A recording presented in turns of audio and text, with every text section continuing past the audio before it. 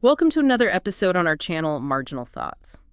Have you ever been talking to maybe your grandparents and they mentioned paying like a quarter for coffee or maybe seeing gas under $1? Oh, yeah. Those stories really put things in perspective. Right, and it's not even that long ago sometimes. I mean, think about movie tickets or even just a burger. The price now compared to maybe 10, 20 years ago, it feels like it just keeps going up and up. It's a common experience. So why does that happen? Are companies just, deciding to charge more? Is it some kind of big economic mystery? Huh? Well, it's not quite a mystery, but it is complex. Okay, so today, let's try and pull back the curtain on this thing everyone talks about, sometimes with a bit of worry. Inflation. What actually is it? Why does it keep happening?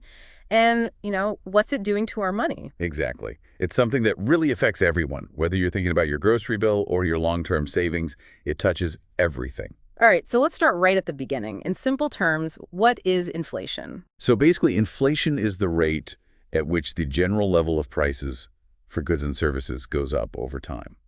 General level, so not just one thing getting pricey, but kind of everything on average. That's the key idea, yeah. It's broad, and the main impact is that your money doesn't buy as much as it used to.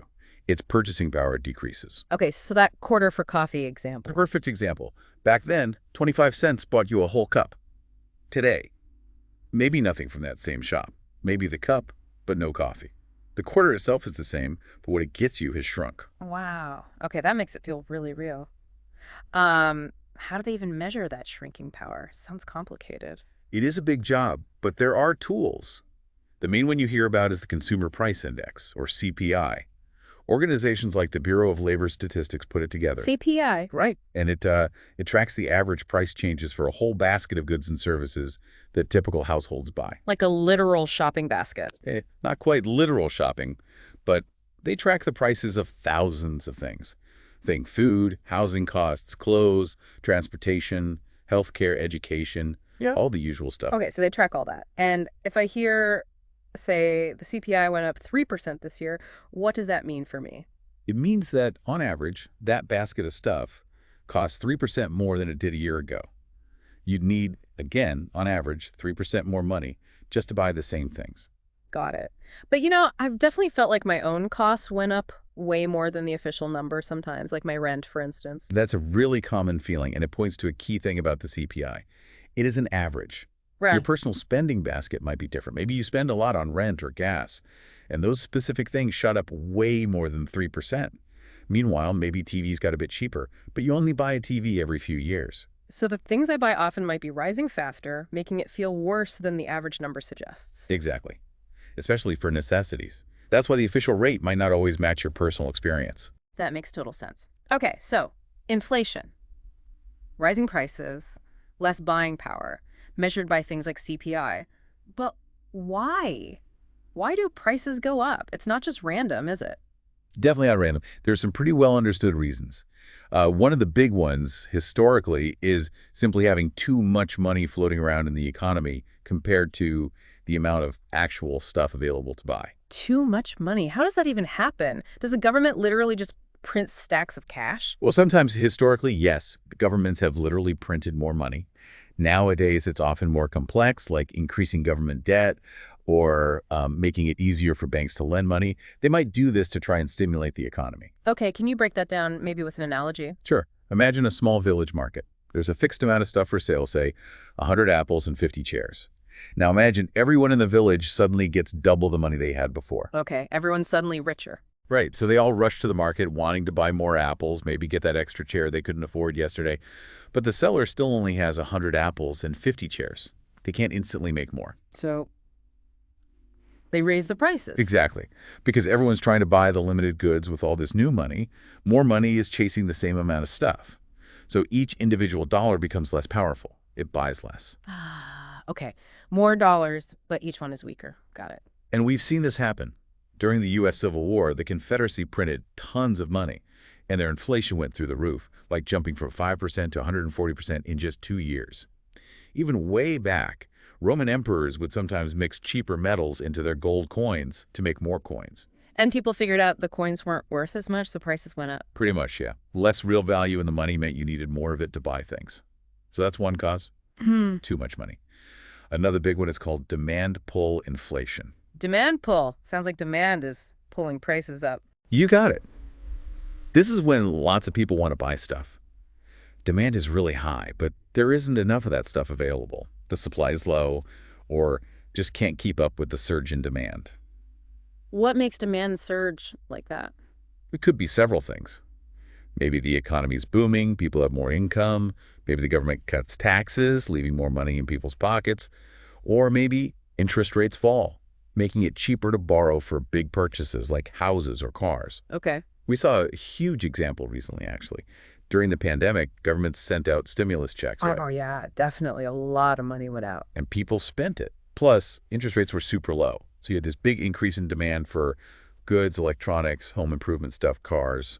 But at the same time, supply chains were all messed up globally. Right, it's hard to get things. So huge demand hitting limited supply. That's classic demand pull inflation.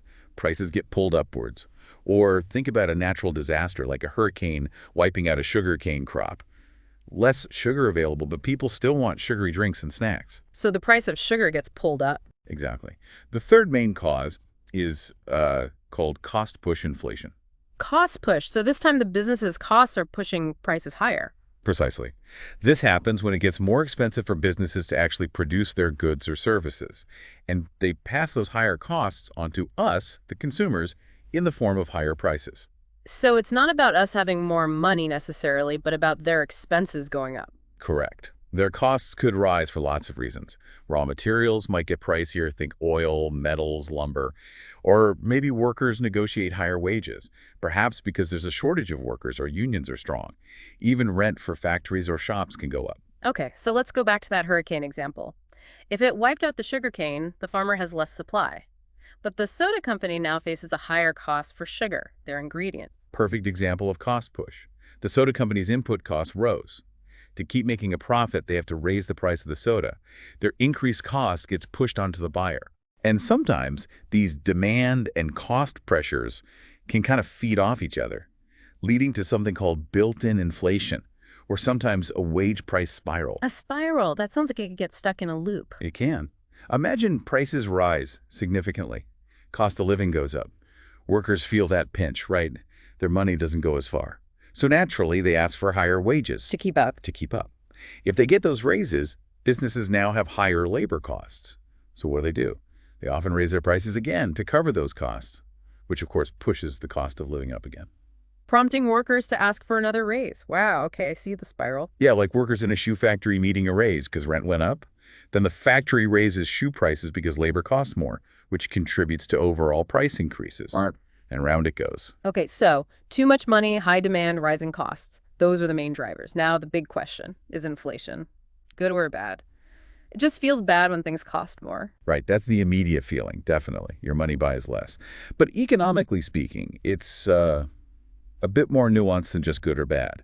Believe it or not, a small, steady amount of inflation is generally seen as healthy. Healthy. Why would we want prices to go up? That feels backwards. Well, central banks, like the Federal Reserve in the U.S., usually aim for a low, predictable inflation rate, maybe around 2% or 3% a year. One big reason is it actually encourages spending and investment. How so? If you expect prices to rise just a little bit next year, you're probably more likely to buy that washing machine you need now rather than wait. If you wait, it might cost slightly more. That little nudge to buy now keeps money circulating, keeps businesses busy, encourages them to hire people, and helps keep the economy humming along. Ah, so it prevents people from just hoarding cash waiting for prices to drop. Exactly. It avoids deflation, which we'll get to. There's this idea of managing inflation expectations. If people expect slight inflation, they act in ways that help create it, keeping the economy moving. Ben Bernanke, former Fed chair, talked a lot about that. The ideal scenario is this virtuous cycle, where prices rise moderately, but wages rise at a similar pace, so people can still afford things. The big if, of course, is whether wages do keep pace. Yeah, that seems crucial. If prices go up 5%, but my pay only goes up 2%. Then you're falling behind in real terms. We saw a period where wages lagged, but more recently, especially for some lower wage jobs, wage growth has actually outpaced inflation, which is a positive sign. Okay, so a little bit of predictable inflation can be okay, even good, if wages keep up.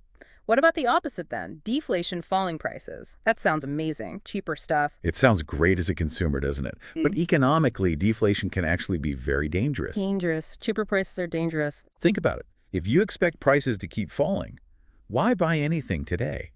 Why get that new phone or car now if it might be 5% cheaper next month and maybe 10% cheaper the month after? Yeah, I'd probably wait for the better deal. Exactly. And if everyone waits, demand across the economy just collapses. And if no one's buying? Businesses don't make money, they cut production, they lay off workers.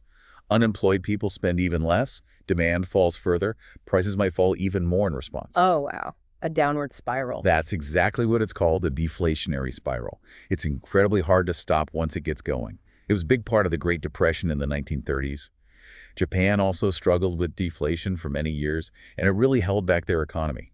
It's tough for governments to fight because interest rates can only go so low. You can't really go much below zero. Okay, deflation bad. Definitely counterintuitive, but makes sense now.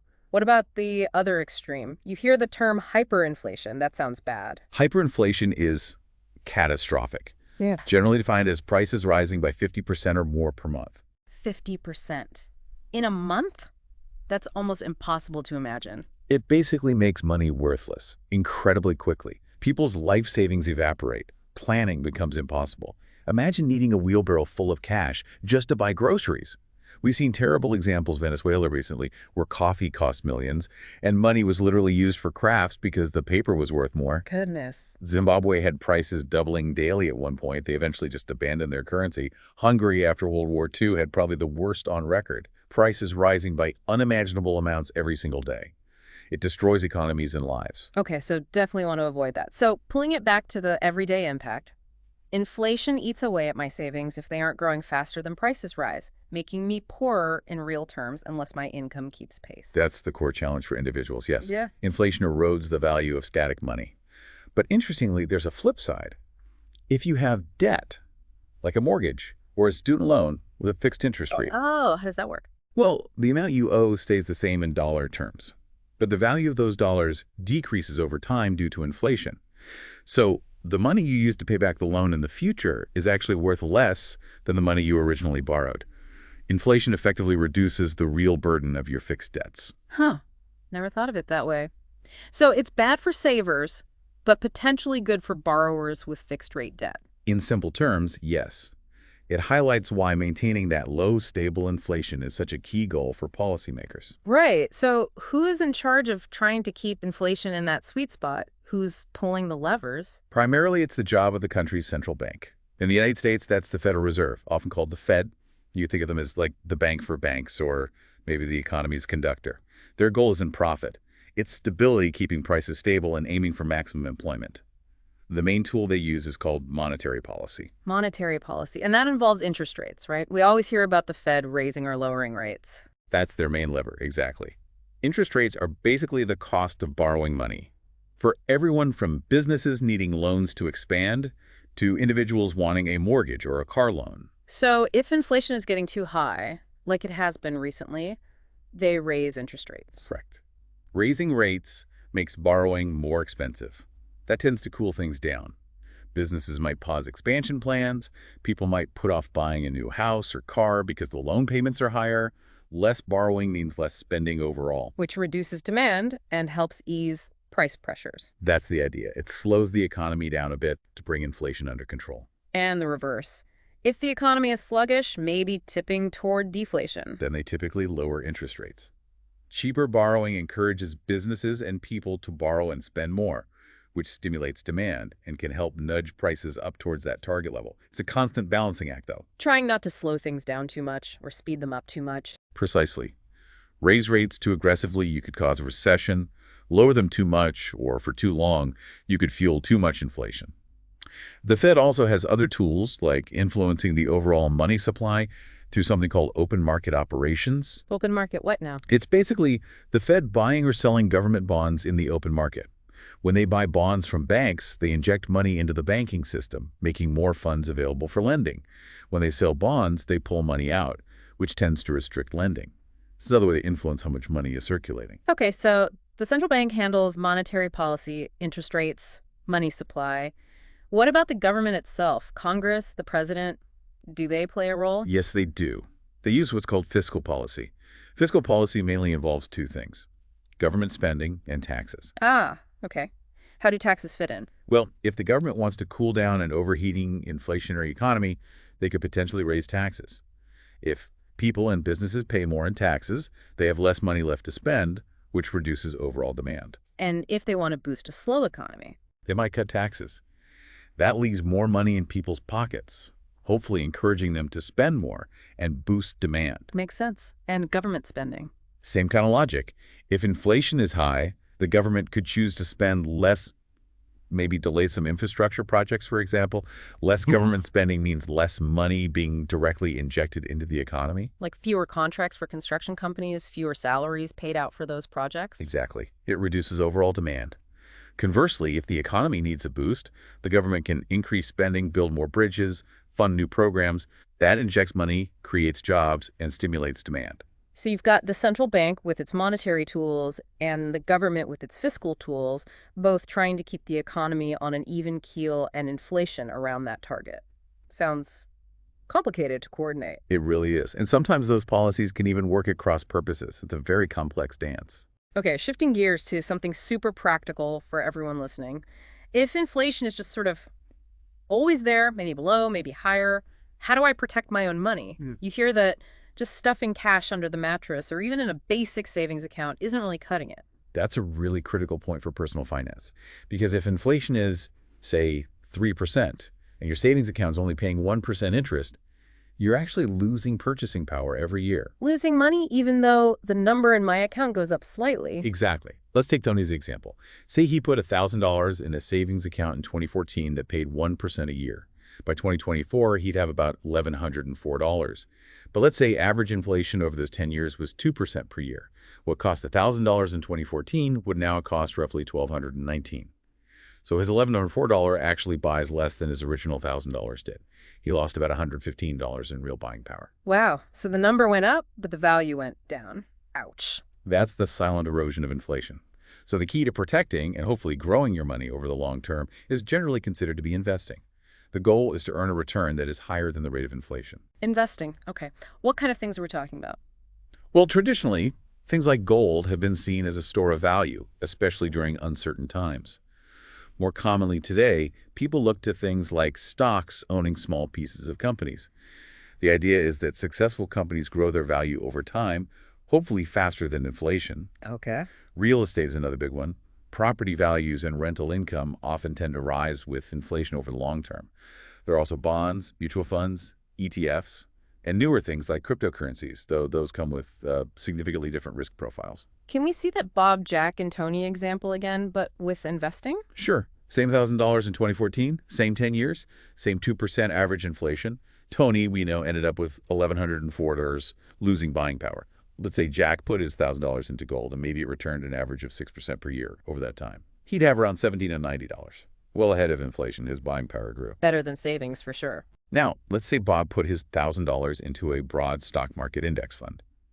Historically, the stock market has returned more over long periods. Let's say an average of 10% per year for this example, though past performance is no guarantee. Bob would have over $2,590. Even after accounting for inflation taking away about $219 of value, his real purchasing power more than doubled. That's a huge difference compared to just saving. It really illustrates why understanding investment options is so important for long-term financial health in an inflationary world. But, and this is crucial, investing always involves risk. You have to understand what you're putting your money into. Right. Don't just jump into something you don't get. Absolutely. Education is key. But knowing that simply holding cash or relying on minimal savings interest usually means losing ground is the first step. Okay, this has been incredibly enlightening. We've covered what inflation is, rising prices, falling purchasing power, why it happens, the money supply, demand pull, cost push, wage spirals. We talked about why a little bit is generally okay, but deflation and hyperinflation are really bad news. And who tries to manage it? The central bank with monetary policy like interest rates, and the government with fiscal policy like taxes and spending. And finally, how it hits our wallets and why investing wisely is often necessary to keep ahead of it. It's definitely a fundamental part of modern economies. Complex, influenced by global events, policy choices, even psychology. Mhm. But understanding the basics is so important for navigating your own financial life. Thinking about all those moving parts, global supply chains, government decisions, millions of people making buying choices, it makes me wonder, is controlling inflation perfectly even possible? Or is it maybe more like, I don't know, the weather? Something inherent to a complex system that we can try to predict and manage the extremes of, but maybe never fully eliminate. That's a deep question. Is perfect stability achievable? Or is some fluctuation just part of the deal in a dynamic world? Something to ponder. Definitely. What about you? What was the most surprising thing you learned or thought about inflation today? Let us know your thoughts down in the comments. And if you found this explanation helpful and want to understand more about the economic forces shaping our world, make sure you subscribe to Marginal Thoughts for more explorations like this one.